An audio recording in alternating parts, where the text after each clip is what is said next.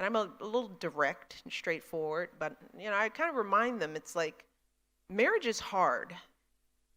It's just hard. It's worth it, but it is hard.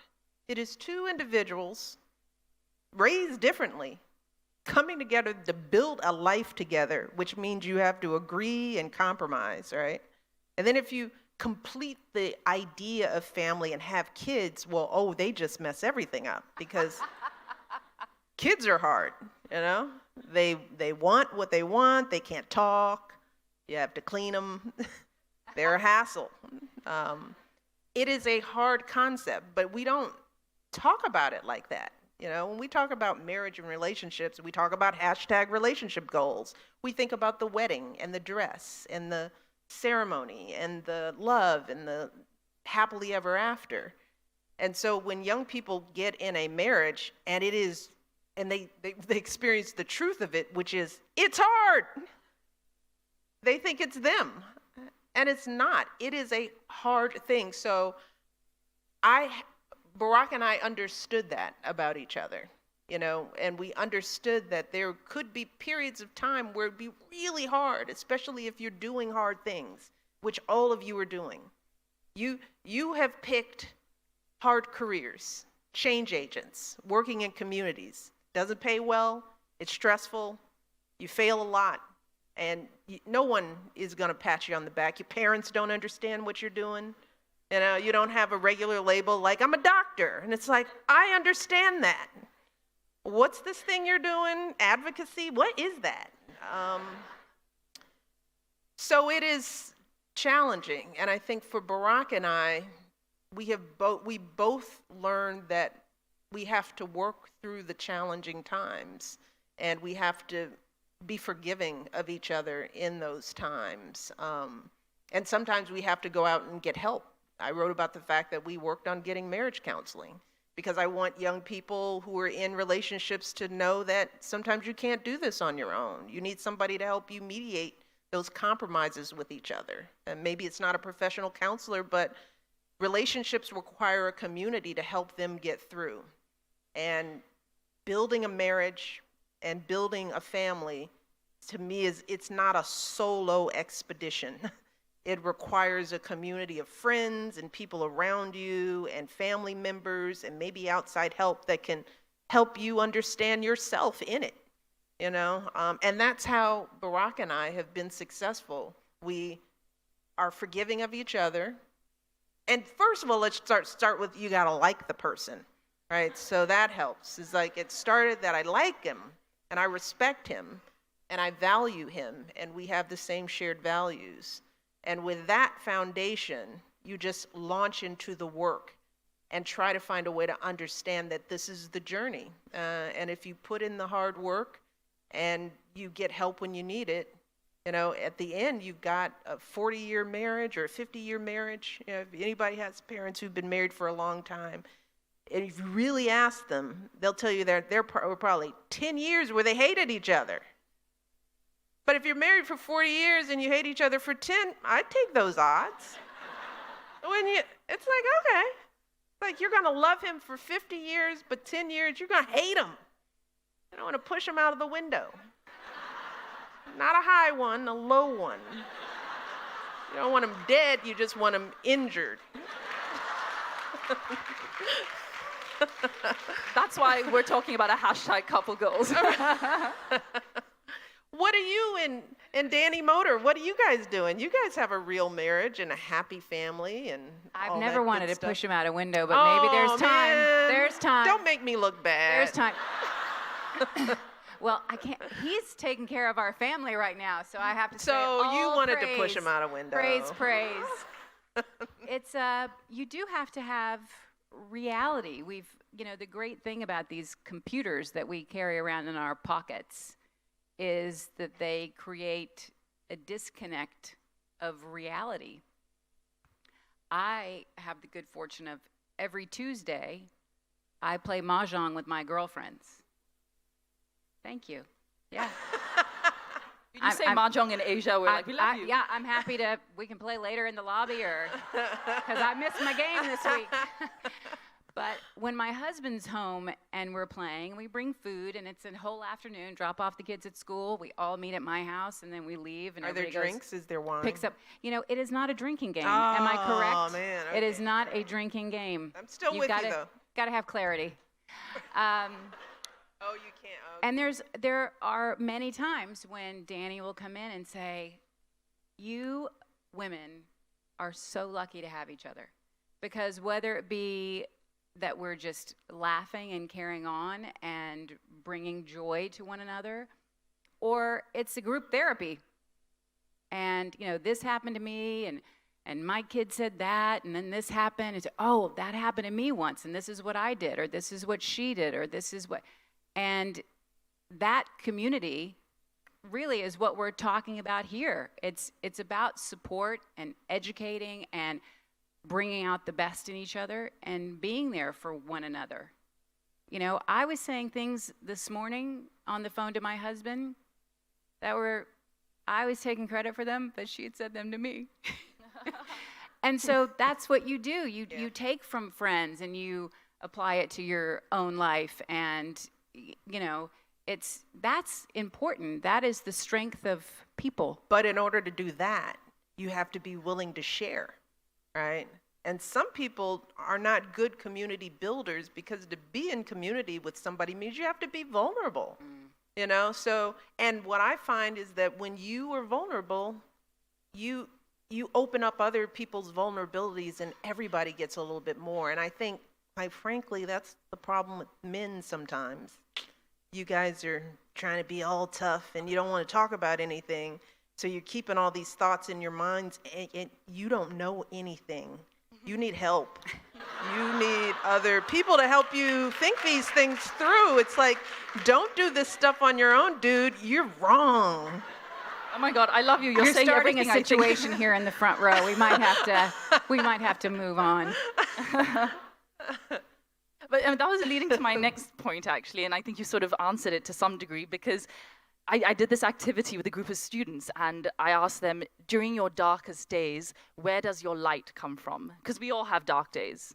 And we drew a picture of a sun and all these arrows pointing inwards, and they said friends and family and so many other little things that you encounter every day. And if you'd like to share a little bit more about that. On your darkest days, where does our light come from? Wow. I mean, sometimes it doesn't come, and you just have to believe that it will. That it will come. That, there's that saying, no matter how long the night, the day is sure to come. And you just have to believe in that, no matter what the circumstances are. It's one of the things that I think we were so impressed, so deeply moved in Vietnam, the stories that were being shared with us, the depth of vulnerability, the depth of courage that it takes to share stories like some of the ones that we heard. That is what, it wasn't so much about the triumph. It was about the vulnerability and the belief that one can hold in oneself, that no matter how long the night, the day is sure to come. And for a 6-year-old to believe that in themselves, that was not the 6-year-old I was, or the 10-year-old, or the 26-year-old. So it is so moving and magical, and we can change each other's lives in these incredible ways that are big and can be so tiny. It is the sharing. Sharing is such a valuable thing. And yeah, dudes, just get a mahjong group going or something, because it really, find a running partner, do anything and share. Well, it's like you have to plan your joy, and we don't teach that, right? We plan work, so that, to answer your question, what happens in the darkest hour, it's true, those times will come, and there isn't a magic answer to that. But if you have been thoughtful in your life, and you understand how to bring yourself joy, that's what gets you through it. You know, it doesn't mean that the dark day didn't happen, right? It means that because you've planned joy, joy is coming. But a lot of times we plan work. That's what we're taught to do, but we're not taught to plan our lives and plan our joy.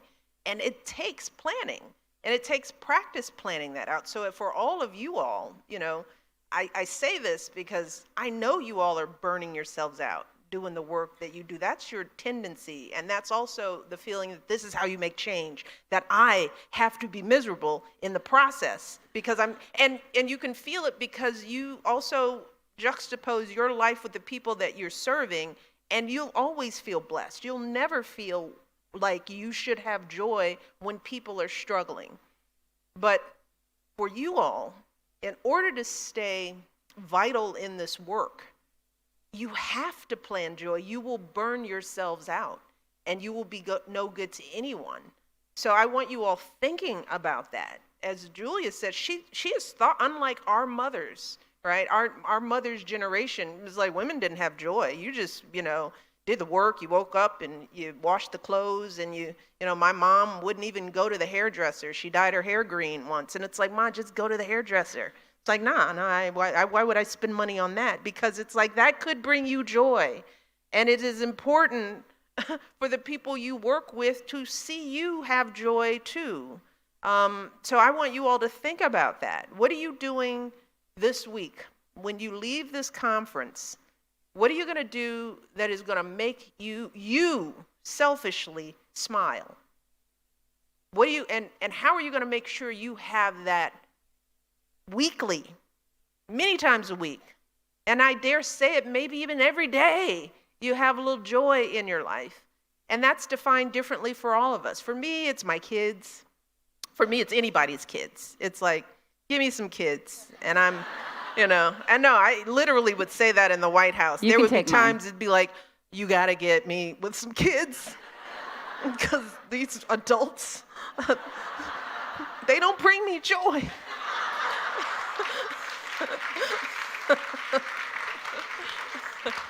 Mrs. Obama, could we quickly touch on imposter syndrome? Because I know it's something you have spoken a little bit about.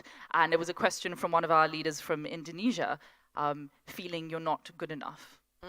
Yeah. How many people, this imposter syndrome, does everybody know what we're talking about when we say imposter? It's like, I don't really know that term. Well, particularly for minorities, you know, there's this feeling like, because you've been told that you're not good enough, that when you're in a room, you're wondering, well, how did I get here if I've been told I'm not good enough? Women feel it oftentimes because society says you shouldn't be doing that, right? So you feel like an imposter in your own life. You feel like, especially if you've achieved success or you're in rooms that you're not supposed to be in because society has told you that, you think, maybe somebody is going to discover that I shouldn't be here, right? That's imposter syndrome. Does that make sense? It sure does. So what I tell people is, okay, you know, and all I can do is tell you this, because imposter syndrome it's a thing in your head. And, you know, it's just like self-confidence. It's just like, you know, it's like any internal characteristic.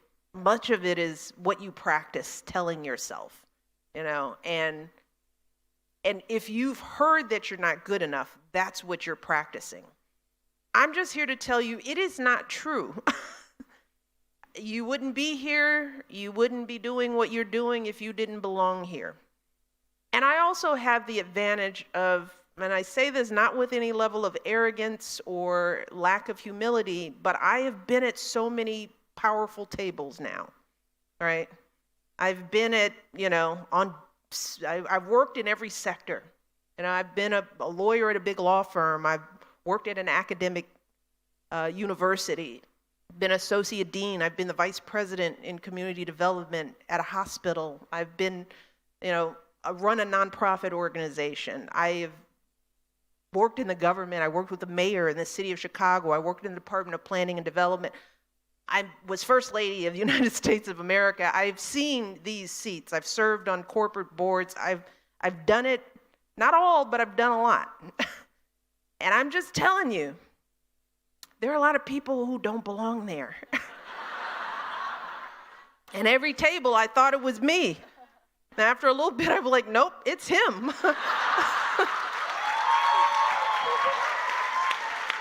It's this guy who's sitting here talking. But they all act the time. so well. They act like they belong. That's because they've been told they belong there. They don't. But there's a presumption. That's what I'm saying. It's in his head too. He's like, I belong here. And I'm like, no, you don't. So all I can tell you is that the person sitting next to you was told, based on nothing, that he belongs there. And you were told that you weren't. Both things are wrong, oftentimes. So what I had to learn to do for myself was being, age helps you with imposter syndrome. So I'm 55 now, and I've seen it. I've been waiting to be as bad as people told me I would be, I've been waiting for when I was going to fall and mess up and fail. I've been waiting because that's what they said. I didn't belong at Princeton, right? I applied to Princeton University. My college counselor said, that's school's too much for you. Well, I applied anyway. I got in. I was waiting for it to be hard and for everybody else to be so much smarter. They weren't. They were just told that they belong there. Same thing was true when I applied to Harvard Law School. Maybe I shouldn't be there. Got there, nope. They're not any smarter than me. So with all the practice of just going into the room that you weren't supposed to be in and being there and occupying those seats and just doing you and knowing that your thoughts are just as relevant, your experiences are just as important, your insight is just as valuable, so that you will share it and use it and practice being there. That's the work you have to do if you feel like an imposter, because he isn't giving up his seat easily. He isn't going to just say, oh, I understand you don't feel like you belong here. Well, let me make room for you and sit you down and tell you the things you need to hear. They're not going to do that for you, because a lot of times they don't even want you there, even when they need you there. So you can't count on somebody else giving you the self-confidence. That's not how we work, And that's why you all are important, because you're not going to do that for some kid in your life. You're going to make sure that they never feel like an imposter. You're going to help them practice a different set of messages so they aren't sitting here wondering where they belong in places where we need them. We need women and diverse minds and people who think differently and have different religious beliefs, because truth and the right answer comes from diversity of experiences. You're needed at those tables. So you can't sit there wondering whether you belong, because you'll waste your time in those seats and you'll hold your voice back and you won't be able to make change because you're waiting for somebody to tell you that you belong. I'm telling you, you belong. Practice a different set of messages.